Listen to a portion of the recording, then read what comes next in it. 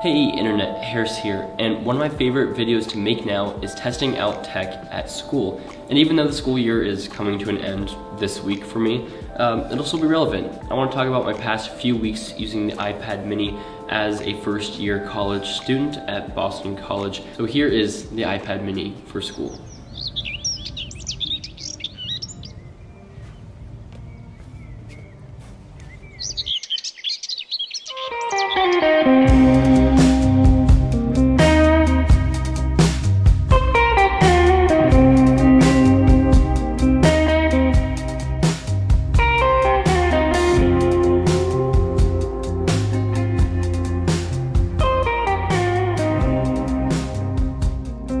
Okay, so I'll break this video into two portions, the good and the bad. We'll start with the good, definitely the size. Being able to throw this in my oversized coat pocket in the winter is huge. Can't really do that with any other device besides a phone. And being able to easily put it in any of the pockets on my backpack is also huge.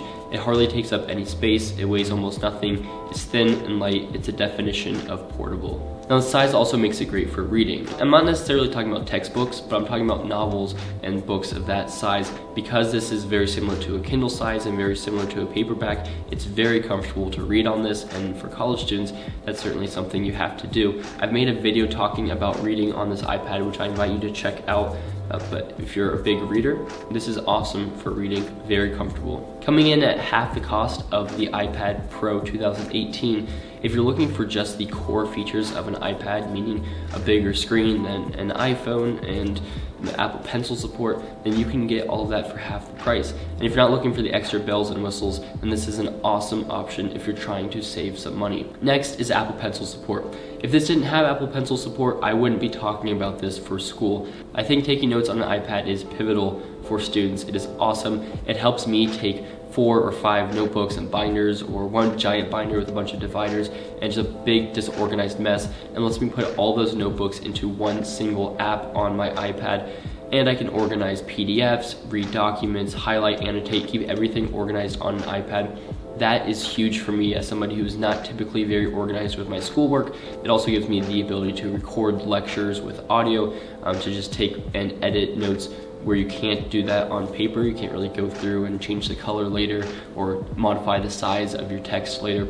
Having Apple Pencil support on this iPad mini is huge, and it's still such a slim combo, and it's awesome to take around and get really great notes with this. Now there's a bunch of different ways to take notes on the iPad mini, but I've made many videos comparing basically the top two options, good notes and notability, and I'll leave the most recent video down in the description so you can figure out which one might be right for you for taking notes. And if you do plan on taking notes with your iPad mini, definitely check out paper-like matte screen protectors.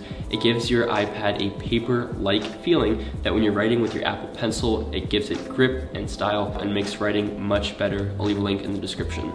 And the final thing about this is that it is modern. It has the processor, it has a great screen, and it has basically everything that you would really need from an iPad and a tablet. It has that, and the only thing that's really lacking are those Pro features, USB-C, extra speakers, ProMotion display, but it has all the core functionality, and it has a great processor and great screen, which I think people will care about the most. Okay, now the bad. If you're going to be writing papers, which a lot of college students do, every college student does, this isn't going to help you with that. It's just really small. So if you do use a keyboard case with this, it's going to be a smaller, more cramped keyboard. Yes, it'll still be super portable, but it'll be a smaller, more cramped, not full-size keyboard. Second, Apple doesn't make any keyboard cases for this. And third, far fewer third-party companies make keyboard cases for the iPad mini. If you're looking to go all out in typing, a computer or just a bigger iPad, such as the iPad Air 10.5 for $100 more, will give you that full-size keyboard, and will give you first-party keyboard support from Apple. Secondly, this display at 7.9 inches isn't super conducive for multitasking. You still get the same multitasking features, but when you split screen on the iPad, it's kind of like looking at two iPhones side by side. That isn't ideal for research or having multiple things up at a time to compare notes, or any type of multitasking when you're doing research and working on your iPad for school. It's doable, and it's better than a phone, certainly, but you're gonna wanna be using a bigger iPad or computer if you want really powerful multitasking. Finally, the Apple Pencil. Now I'm spoiled for having used the second generation Apple Pencil, and Apple wants that to be in effect. Apple wants you to buy the much more expensive iPad Pro because it has the amazing Apple Pencil. But going back to this, I've realized how archaic it is. You have a cap that easily comes off, you have to keep track of that. To charge, you have to plug it into the iPad, which is both annoying because it takes time out of your writing, and there's nowhere to store it, so you're gonna have to keep it around somewhere. With the new Apple Pencil, it charges all the time. It has a place to stick on the iPad with its magnets, and it doesn't have to go in the bottom of the iPad, nor does it have a cap to lose. Of course, you can use the little adapter that came with the Apple Pencil to charge via a lightning cable, but that's just not super convenient or conducive.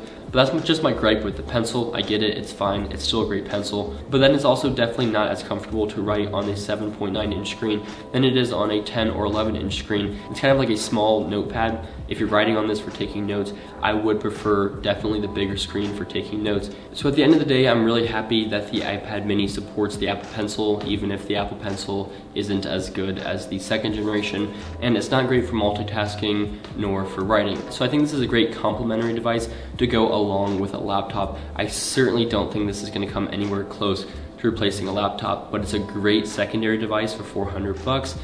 But if you're looking for something that might split the difference a little bit more, I think $100 more for the iPad Air 10.5 may be a better option, but this certainly still could be for you. And if you do get this and you get the Apple Pencil, definitely check out Paper-like screen protectors. I'll leave a link down below, like I said before. Thank you for watching. Make sure to follow me on social media and subscribe for plenty more school, lifestyle, running, and tech videos on this channel. Catch you later.